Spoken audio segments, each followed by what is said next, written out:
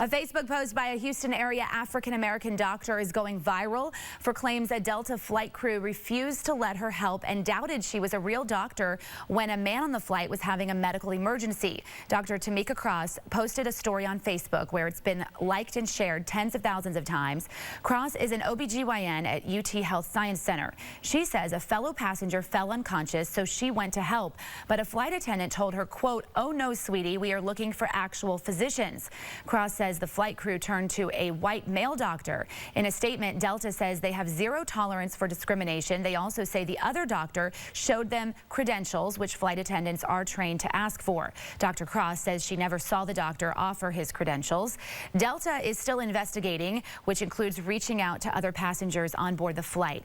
So Cross has received a lot of support, but many say there's no proof that this actually happened. So is this a he said, she said situation? And do you think her story will bring others like it to fruition? That's our topic this half hour. And we would like to hear from you on our Fox 26 Facebook page and on Twitter. Just use the hashtag Fox26 Roundup. Joining us live in the newsroom is our panel led by our senior legal analyst, Chris Tritico, our news analyst, Mustafa Tamiz, Democratic media consultant, and Republican strategist and public policy analyst, Jackie Bally. All right, we don't know what went on this flight, and there's a lot of accusations and a lot of fingers being pointed.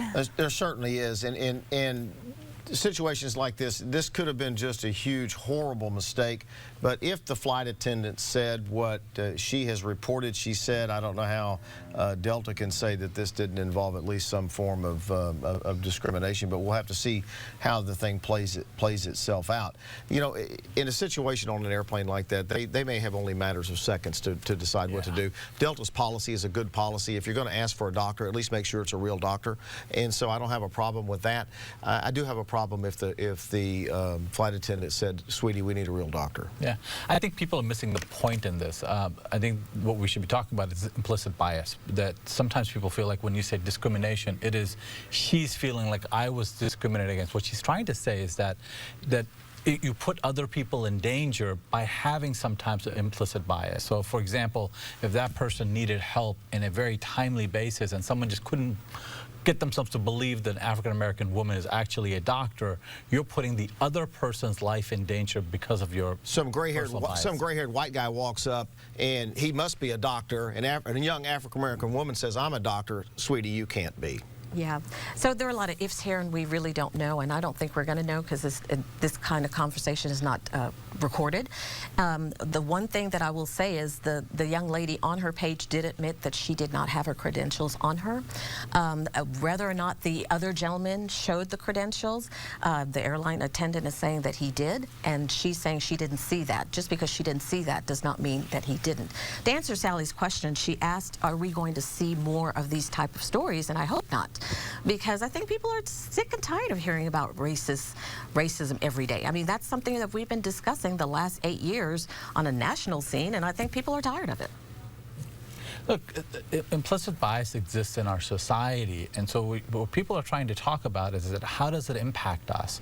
And in a situation like this, it's not just about communities of color feeling that they're being barred out of opportunities, but it begins to put other people, all of us, in danger. And that's what people are trying to talk about. I don't think there's anything negative about it. Let me go to Sally. She's monitoring our social media. Okay, we're going to take a look at our at the Facebook page now belonging to Dr. Cross to show you some of the comments that have been posted there. Oh, there we go. And our roundup open. Very nice. All right. So Jean says, I don't see this as a black issue or even a female issue. Anyone can say they are a doctor. I wouldn't let someone treat me without showing their credentials. Michelle up at the top says, I admire your class in the middle of such blatant disrespect.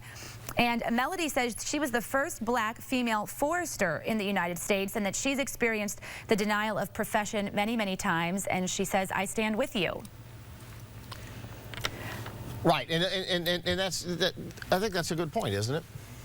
What? The point that they're trying to make. You know, you've got people all over the country that feel like African Americans that feel like, you know, I stood up to help out, and you mitigated me. You mitigated my whole role. Right, right, and that's clearly how this young lady feels, but that doesn't mean that actually happened. She could have that feeling based on the way others have treated her in the past. But isn't that real?